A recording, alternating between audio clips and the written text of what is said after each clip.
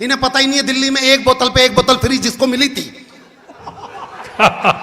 वो कहां रह के आए इनको पता ही नहीं है। अभी ये दिए जा रहे हैं एक बोतल पे दूसरी बोतल फ्री, ये पकड़े जाएंगे सारे वेटर फिर। हाँ स्वागत है यकीन मानो केजरीवाल जी जब समझते रहे आ जाओ भाई साहब, एक अच्छी सी जगह देख के बैठ जाओ। ये कहां निकल गए उस पार, कोई बात नहीं। आइए, मैं पीके आजाद जी को देख रहे हैं। ये पूरे दिल्ली के ऐसे कवि हैं मांगेराम जी, जब तक रोज शाम को 2 कवि सम्मेलन ना कर ले रात का खाना नहीं पचता इनका।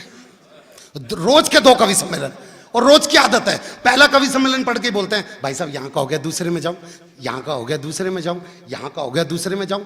अब करवा चौथ पे पत्नी इनकी पूजा कर रही थी पत्नी ने जैसी आधी थाली फिराई है, यहाँ का हो गया दूसरे में जाऊं, फिर थाली नहीं फिरी, इन पर लट फिरे हैं फिर। वाह क्या बात, आप मत बजाओ, खुल के ताली नहीं बजा रहे तो।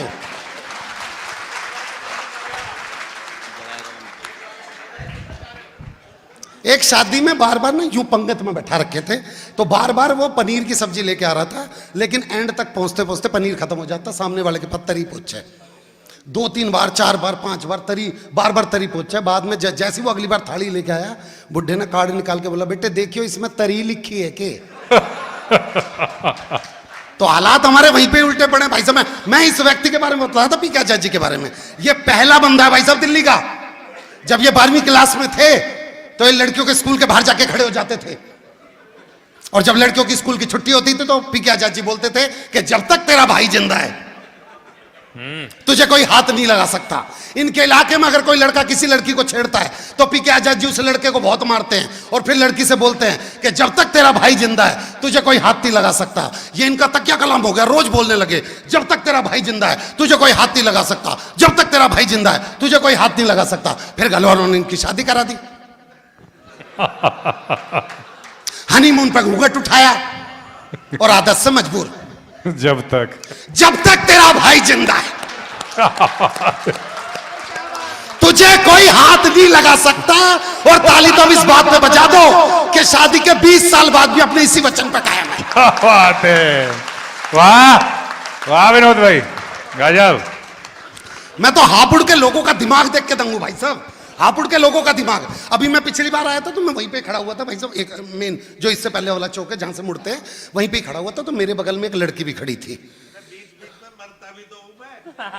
हाँ ठीक है ना, तो मेरे बगल में एक लड़की खड़ी थी। इतने में एक आदमी की पत्नी मर गई, तो वो उसकी अर्थी लेके जा रहा था, और उसने रोना शुरू किया मांगेराम जी पत्नी की अर्थी को देख के। अरे 7 जन्मों के बंधनों को तोड़ के, अरे 7 पैरों की रस्मों को यूं ही छोड़ के, अरे कहां चली गई तू। तो मेरे बगल में जो लड़की थी उसने बोला यार ये कितना प्यार करता था अपनी पत्नी से, अगर इसका नंबर मेरे पास होता तो मैं इससे शादी कर लेती। ये बात मांगेराम जी उस रोते हुए आदमी ने भी सुन ली। अब उसने उसमें जोड़ा, अरे 7 जन्मों के बंधनों को तोड़ के, अरे 7 पैरों की रस्मों को यूं ही छोड़ के, अरे कहां चली गई तू। अब बता कौन मेरे मोबाइल नंबर 9811740094 पे फोन करके पूछेगा कि मैंने खाना खाया या नहीं खाया। क्या बात है भाई साहब, वाह जीवात, जिंदाबाद जिंदाबाद। आजाद भैया मैं बिल्कुल आजाद भैया से पूछो, मैं बिल्कुल भी ऐसा मोटा नहीं था। ठीक है बेटा तू सुन रहा है ना, एक तो ये मोबाइल में लगे पड़े बच्चे, तो मैं पहले मांगेराम जी इतना मोटा नहीं था, मैं बिल्कुल इतना ही पतला था। यहाँ पे कोई है भी यो इसके जितना पतला था मैं। वो तो हमारे घर में क्या हुआ, हमारी भैंस ने कटड़ा दिया, वो कटड़ा बिल्कुल मरद जोगा, उसके तो बचने की उम्मीद नहीं। मेरी मम्मी ने बोला बेटे जा जानवरों के डॉक्टर के पास जा, अरे इस बछड़े की दवाई लेके आ, ये तो मर जाएगा। मैं जानवरों के डॉक्टर के पास गया तो मैंने उनसे बोला जी हमारी गाय ने बछड़ा दिया, वो तो मर जाएगा, उसके तो बचने की उम्मीद नहीं। तो डॉक्टर ने बोला कोई दिक्कत वाली बात नहीं है। उसने मुझे एक प्लास्टिक दी, प्लास्टिक का पाइप दिया और एक सफेद रंग की गोली दी। बोला ये पाइप बछड़े के मुंह में लगा के और गोली डाल के और फूंक मार दिया। मांगेराम जी मैंने भी ऐसे किया, मैंने बछड़े के मुंह में पाइप लगाया, मैंने गोली डाली। अब इससे पहले कि मैं फूंक मारता क्या जियो भैया। और दिल्ली का ये सांड आपके बीच में कविता सुनाने आया हुआ है। हाँ गजब। अमरीश त्यागी जी, मैं बता दूं भाई साहब कहाँ पे बैठे हैं? हाँ अमरीश है भाई, चश्मा पहनने वाले तो जल्दी पैसे निकाल के लाते, मैंने ऐसा सुना है, बाकी कोई बात नहीं। मैं बता दूं, राजस्थान में गांव पड़ता है लकोई। लकोई में वैसे तो न जाने कितने कुएं, लेकिन एक कुआं ऐसा भी पड़ता है जिसमें झुक के नाम लेने पे कुआं जवाब देता है। तो ये देख ले कि मैं और विकास उस कुएं के पास गए, मैंने झुक के नाम लिया विनोद पाल, तो कुएं में से हो जाए विनोद पाल। इसने नाम लिया विकास त्यागी, तो कुएं में से हो जाए विकास त्यागी। फिर हमने अमरीश जी का नाम लिया। शुरू हो गया जी काम। आप भी चाचा हो? ठीक है, दे दिया। नहीं यूं करके खड़े थे, मेरे को लगा कुछ मेरे से भी लोगे के। नहीं, डर लगता ना, आदमी सो के छुट्टे मांगने कहां तक आ गया हो। हाँ, तो हम उस कुएं के पास गए, अमरीश जी, मैंने अपना नाम लिया विनोद पाल, तो कुएं में सवजय विनोद पाल। फिर इन्होंने लिया विकास त्यागी, तो कुएं में सवजय विकास। फिर हमने आपका नाम लिया अमरीश त्यागी जी, तो कुएं में से कोई आवाज नहीं आई। मुझे टेंशन हो गया, इतना बड़ा व्यक्ति तो इनका तो नाम आना चाहिए। बगल में एक बाबा थे, मैंने बाबा से पूछा, बाबा को गलती हो गई तो बताइए। हम दोनों ने अपना नाम लिया तो कुएं में से आवाज आई। जब मैंने अमरीश त्यागी जी का नाम लिया तो कुएं में से आवाज क्यों नहीं आई?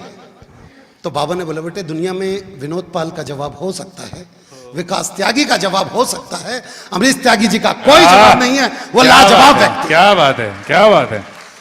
तो त्यागी जी, आपने जैसा बोलने के लिए कहा था मैंने बोल दिया भाई साहब। हाँ, तो देख लेना आप। मैं बताऊं, बाबा रामदेव कहते हैं, बाबा रामदेव कहते हैं, जो 1 घंटे तक हंसता है उसकी 84,000 नाड़ियां खुल जाती हैं भाई साहब।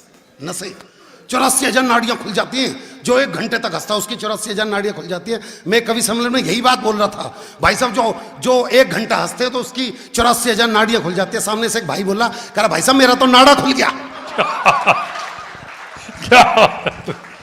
क्या गजब भैया। बताओ किससे कहोगे आप? हम तो कह भी नहीं सकते उससे जिससे हमारे को कहना चाहिए। हमारे तो अपने लगे पड़े। मैं बतला दूं आपको, हरिद्वार की तरफ 2 बसें जा रही थी। आगे वाली बस में सारी सास, पीछे वाली बस में सारी बहुएं। तो सास वाली बस खाई में गिर गई।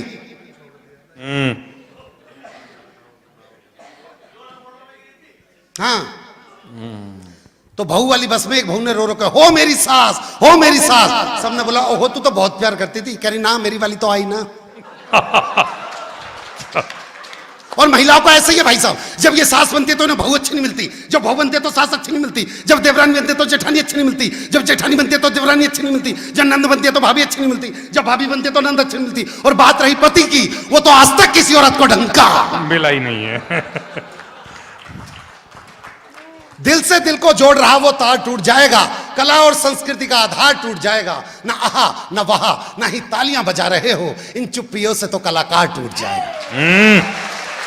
गजब कहा है, बहुत बढ़िया बात कही है भैया, बहुत बढ़िया।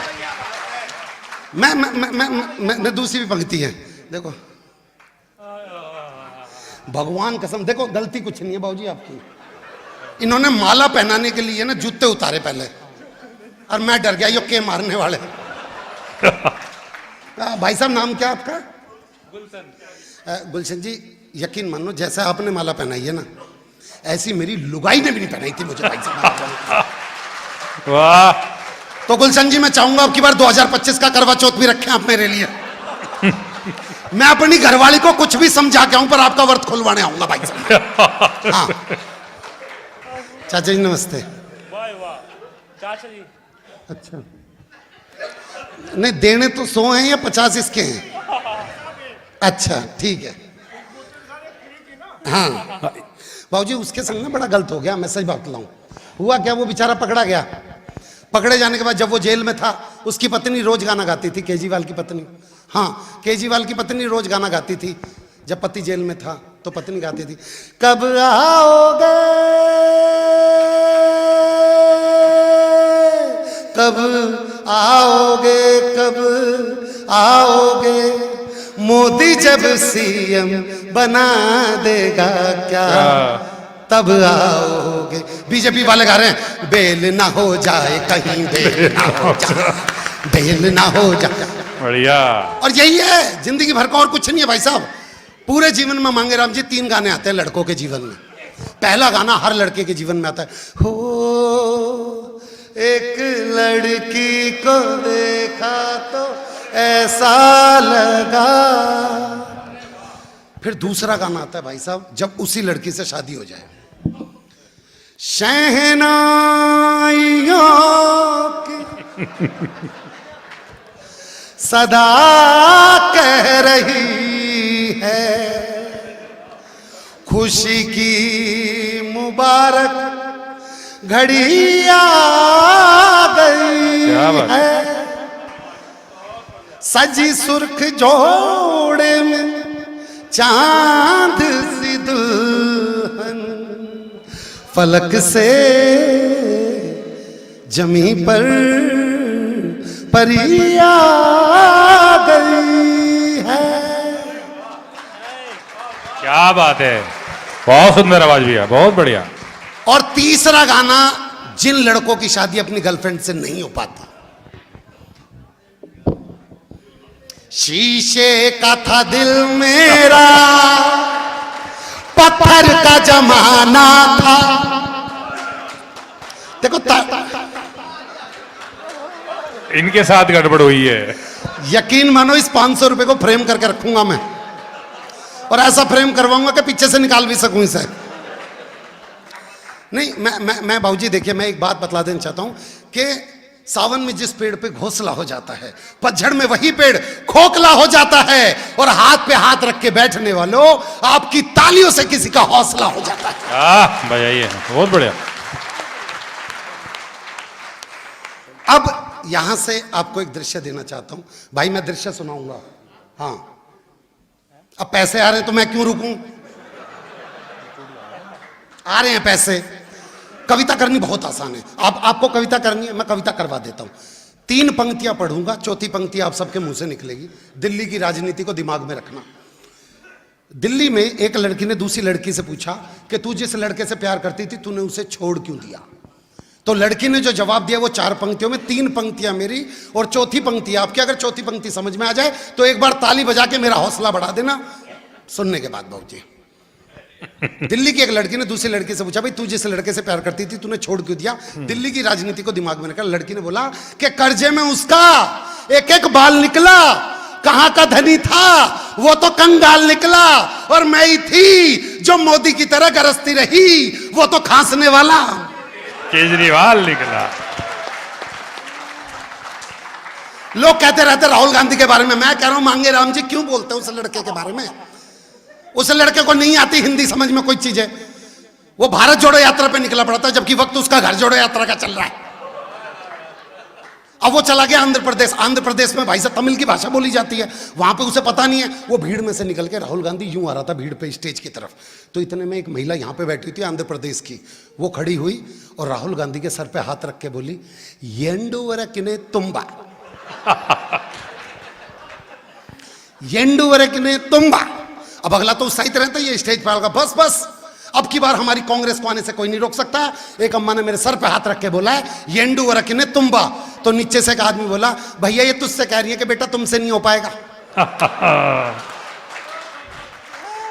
बेटा तो बेटा, मां की दूसरी हालत है। मां एक जगह पे भाषण पढ़ रही थी, मां ने बोला कि हमारे बंगाल में जो गड्ढे हैं वो गुलाम नहीं आजाद हैं। पीछे से भाषण लिखने वाला आके बोला, मैडम ये लाइन यूं है कि हमारे बगल में जो खड़े हैं वो गुलाम नबी आजाद हैं। तो हालात वहीं से निकले पड़े। बस अब एक दृश्य आपको देके अपनी जगह पर बैठूंगा, बस आप सुन लीजिएगा।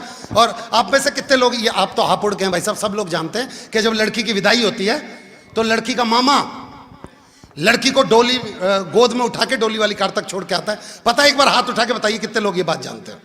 हाँ, जो नहीं जानते, जो मेरे मुस्लिम भाई हैं वो बतला दूं, आज भी हमारे यहाँ पे दिल्ली, राजस्थान, यूपी, हरियाणा में ये प्रथा है कि जब बेटी की विदाई होती है तो उसका मामा उठा के गोद में उसे डोली वाली कार तक लेके जाता है।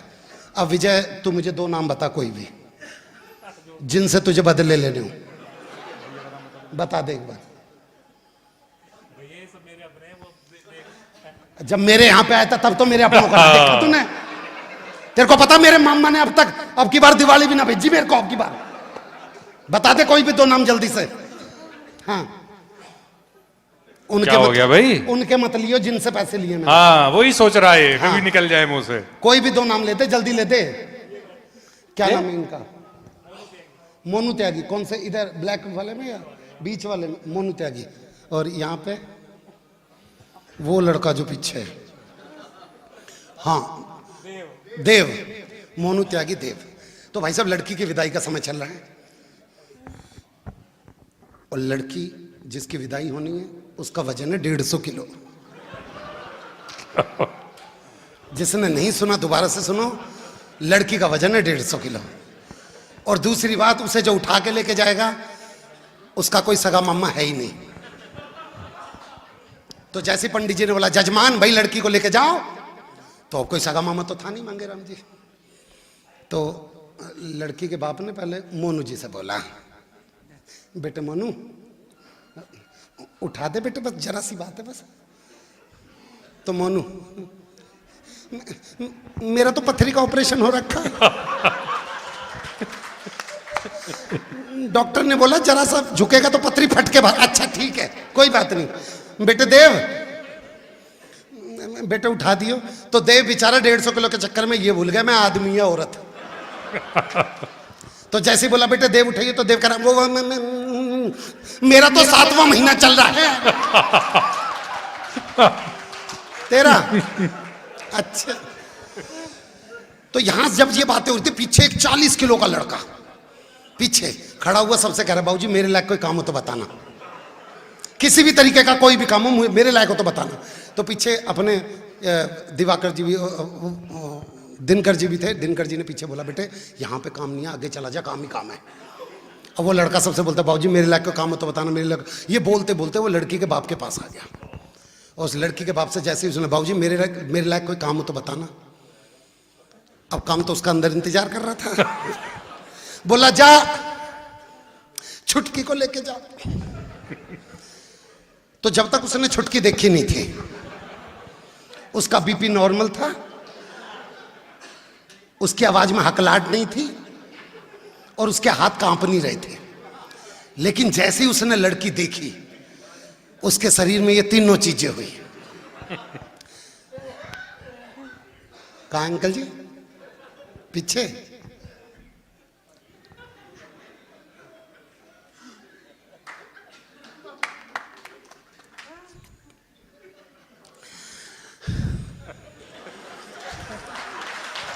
एक जोरदार तालियां भाई, वाह भैया वाह।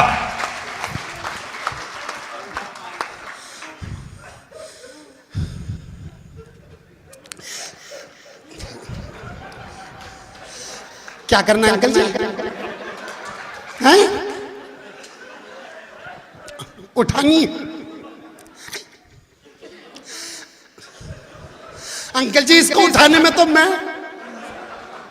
और छुटकी ना आई हो, ये तो मुटकी है।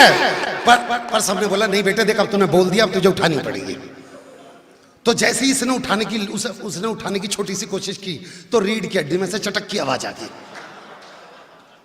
पर अपने मांगेराम जी आए नहीं, पहले ये वाले भाई साहब आया। इन भाई साहब ने सुल्तान फिल्म का गाना गाया उसका कॉन्फिडेंस बढ़ाने के लिए। खून में तेरे मिट्टी, मिट्टी में तेरा खून, ऊपर अल्लाह नीचे धरती बीच में तेरा जुनून। भाई साहब उसने लड़की उठा ली। वो लड़की को लेके आधे रास्ते तक ही गया था कि लड़की के मन में फिर मां के प्रति प्यार जग गया। वो उसकी गोद से उतर के मम्मी कहती वापसी भाग के आ गई। लड़की का बाप बोला जा लेके करे, ले क्या मतलब? अंकल जी इस गेट तक तो लेके आ गया था, बस यहीं पे लिया जाता। कह रहा दोबारा से उठा। उसने दोबारा से उठाने की कोशिश की, नहीं उठ रही। तो अब की बार अपने मांगेराम जी आए और इन्होंने मेरी जंग फिल्म अनिल कपूर की थी ना, उसका गाना गाया। ओ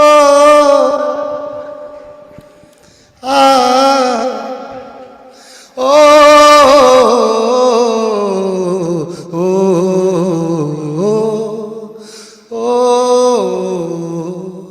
जीत जाएंगे हम।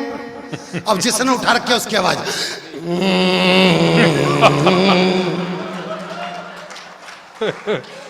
मांगेराम जी ने आगे गाया, जीत जाएंगे हम तू अगर संग है। और उसके बाद जिंदगी 2 कदम पे खत्म है। थोड़ा सा आगे बढ़ा तो उस लड़की की बड़ी बहन जो कि 180 किलो की थी, उसने अपना 40 किलो का हाथ उसी कंधे पर रख दिया जिस पर पहले से 150 किलो पड़ा था, और हाथ रख के बोले, देख ससुर को पिता की तरह देखियो। शिक्षाएं देती है बड़ी बहनें, देख ससुर को पिता की तरह देखियो, सास को माँ की तरह देखियो, देवर को भाई की तरह देखियो। और नंद को वो बोला, तू लिख के दे दे, मैं गाड़ी में दे दूंगा। वाह वाह भैया। थोड़ा सा आगे बढ़े तो लड़की का बाप रो रहा करा, हो मेरी फूल सी बच्ची। अच्छा, फूल सुन के तो उसका ही खून सूख गया करा है? कौन सी बच्ची? फूल सी। साले तेरे इस फूल के चक्कर में ना शमशान घाट पर मेरी छाती पे फूल रखने के दिन आ गए।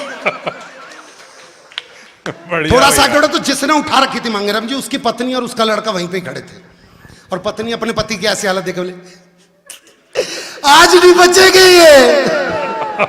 ये तो गए। उसका ध्यान अपनी, बोला कौशल्या तू रो क्यों रही है? बोली रो ना तो क्या करूं, तुमने 150 किलो उठा रखा और ये हापुड़ वाले मिलकर ताली भी नहीं बजा रहे। बोला चल ताली बजा देंगे, कोई दिक्कत की बात नहीं। थोड़ा सा आगे बढ़ा तो लड़की की बुआ आ गई। लड़की की बुआ जो कि 40 किलो वाले से भी 4 किलो कम, उससे खड़े होकर रोया नहीं जा रहा लड़की के बगल, तो वो जमीन पे लेट के और उसी के दोनों पैर पकड़ लिए जिसने लड़की उठा रखी थी, और वहीं बोली मैं मर जाऊंगी, मैंने छोरी बड़े लाड से पाल ली है, मैं मर जाऊंगी, मैं यही मर जाऊंगी। वो बोला देख यो हाथ से छूट के तुझ पे गिर गई ना तो यहीं की यहीं मर जाएगी। बुआ साइड में खड़ी होगी, थोड़ा सा आगे तो पंडित जी आए, बोला जजमान मुझे लग रहा है इस लड़की को उठाने में बहुत ज्यादा कष्ट भोग रहे हैं, मैं अभी हनुमान चालीसा पढ़ देता हूं, आप इसे गेट तक लेके पहुंच जाओगे। वो बोला भाई महामृत्युंजय का जा पाता हो तो पढ़ दे एक बार। क्या बात भैया विनोद भाई। अब वो बिल्कुल गेट तक पहुंच गया। मंगेराम जी उसकी आंखों में चमक के, बस अब तो लड़की उतरने वाली है। वो बिल्कुल गेट तक पहुंच गया। गेट पर जैसी पहुंचा पीछे से फिर किसी ने आवाज लगा दी, अरे भाई लड़की की दादी कुछ लड़की से कहना चाह रही है। बोला सालो मेरी सुपारी उपारी ले रखी है के? अब लड़की की दादी आई, लड़की की दादी ने रोना दिया, कर भैया क्या कह रही है यूं? कर भैया बुजुर्ग हो रहता है, सांस फूल रही है। कर सालो किसी की सांस उखड़ भी तो रही है। अब दादी ने रोना स्टार्ट किया। पहले की दादी एक गाना गा के लड़की विदा कर देती थी, हो मेरी चिड़िया उड़ गई रे, बोला किसी के तोते भी तो उड़ाना है। क्या बात भाई, जिंदाबाद। मगर दोस्तों एक बात अपनी जगह पे लेने से पहले और दिनकर जी को सुनने से पहले एक बात आप सबसे कहना चाहूंगा। एक गलती जो हमसे हुई, वो गलती क्या कि हमने बेटियों को तो उनकी हदें बता दी, पर शायद बेटों को उनकी हदें बताना भूल गए। जिस दिन ये देश बेटियों को उनकी हदें बताना शुरू कर देगा, मैं फिर से पढ़ देता हूं, आप फिर दोबारा आ जाना। एक गलती हुई कि हमने बेटियों को तो उनकी हदें बता दी, पर बेटों को उनकी हदें बताना भूल गए। जिस दिन ये देश बेटों को उनकी हदें बताना शुरू कर देगा, किसी बेटी की इज्जत नहीं लूटी जाएगी, किसी बेटी का तिरस्कार नहीं होगा, किसी बेटी को दहेज के लिए जलाया नहीं जाएगा, हर बेटी समान शिक्षा का अधिकार पाएगी।